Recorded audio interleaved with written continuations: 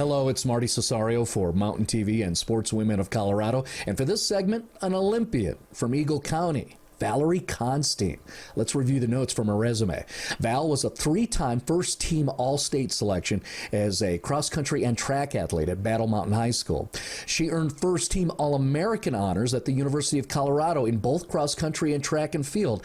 Val was a key contributor for the Buffalo's 2018 National Championship cross-country team.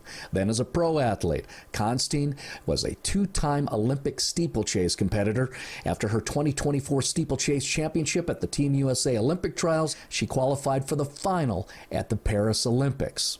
Also in 2024, Constein was selected a Sportswomen of Colorado honoree. So let's bring in the executive director for Sportswomen of Colorado, Jennifer Anderson Ehrlich, and now you get to hear from Jen and Val. Val Constein, welcome. I'm so happy to be chatting with you today. How are you? Doing really great. How are you? I'm excellent, Val. I'm so excited to talk to you. So you're from Edwards and a CU Buff graduate. Yes. And a Team USA steeplechaser. And what were your events at CU? Actually, the old coaches at the University of Colorado who were there for decades before retiring 2 years ago, they recruited me actually in hopes that I would become a good steeplechaser. So I had never done the steeplechase before, had never hurdled before in high school, but they thought, oh, well, this girl, she's from the mountains, so she's probably pretty tough. She grew up skiing and snowboarding and doing all these other activities. She's probably relatively coordinated, so we'll give it a try. And when I first started running the steeplechase, I wasn't really that good. I think my first steeplechase I ever ran was actually at the University of Colorado at the home meet. And I think I ran like 12 minutes in the steeplechase, which is wild because now I can run 9 minutes and 3 seconds. So right, like lots of room for growth. And in that moment, were you ever like, what did I sign up for? What am I doing? Or did you approach that as, Val, you've got this and you can do this? Well, I was never the most talented person at the University of Colorado. And so, coming in, I looked at the steeplechase as an opportunity for me to be able to qualify for nationals or score at conference, just because the steeplechase does have that fear factor that other athletes probably don't want to deal with. They think like, right. Well, I'm really talented. Why not just run the 5K? Everyone loves the 5K. Or, oh, I'm really talented and fast. I'm just going to run the 1500 because I don't want to have to deal with the hurdles. Mm-hmm. But for me, because I wasn't the most talented athlete and there weren't a lot of opportunities unless I picked an event that was maybe a little less competitive. And so that's kind of why I stuck with the steeplechase, because at the time, over 10 years ago, there weren't that many people who did it. 2008 was the first time the steeplechase was at the Olympics. That they added it to the Olympics. Yeah, and so 2008, they added steeplechase to the Olympics. 2012 was your first Olympics. No, that was Emma Coburn's first Olympics. That was Emma Coburn's first Olympics. Okay. And Emma Coburn is also a Colorado native. Yeah. And she was on the team. Well, not on the team, but she was training with the coaches at the time that I was there. So you had a great role model. You had a great mentor. Exactly. I'm gonna make an assumption. Yeah. Yeah. No, she is a great role model, great, person in general. And so, to kind of go through the program and to see that and be like, okay, well, if I stick with this, I can probably get better. And the competition wasn't quite as rigorous way back in the day as it is now. And so even back then, I think I ran like 10 minutes in the steeplechase and I made it to regionals. So that means I had like a top 40 time in the West region to qualify for regionals.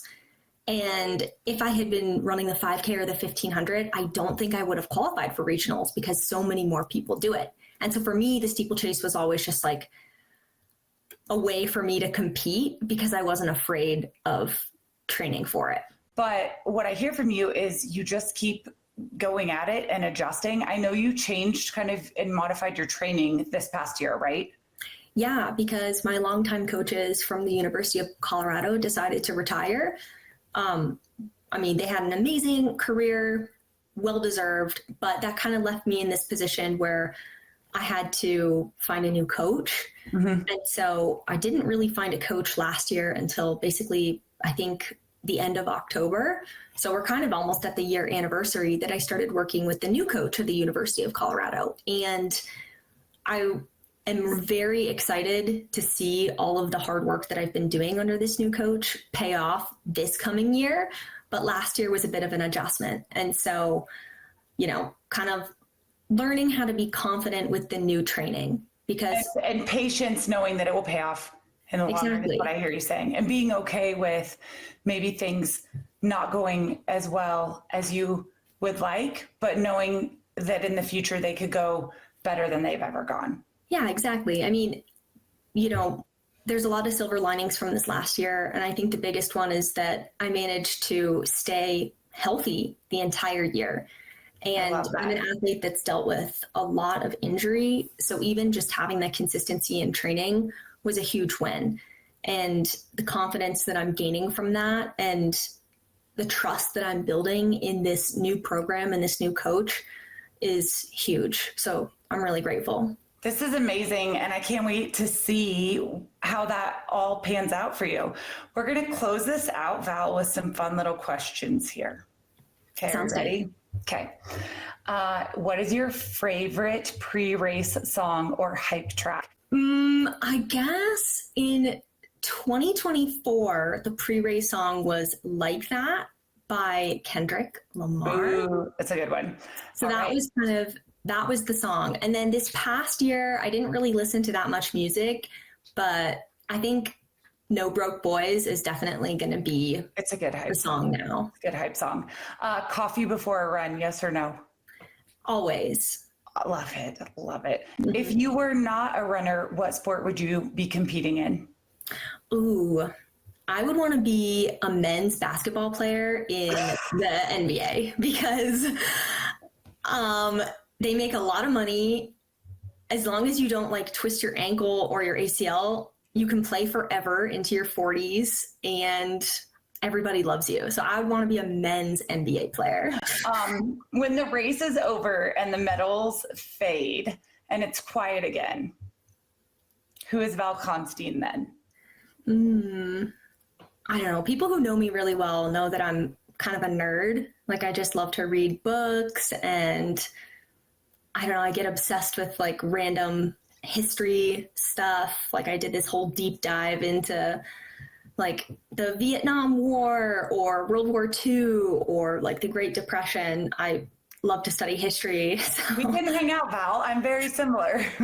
So a bit of a nerd.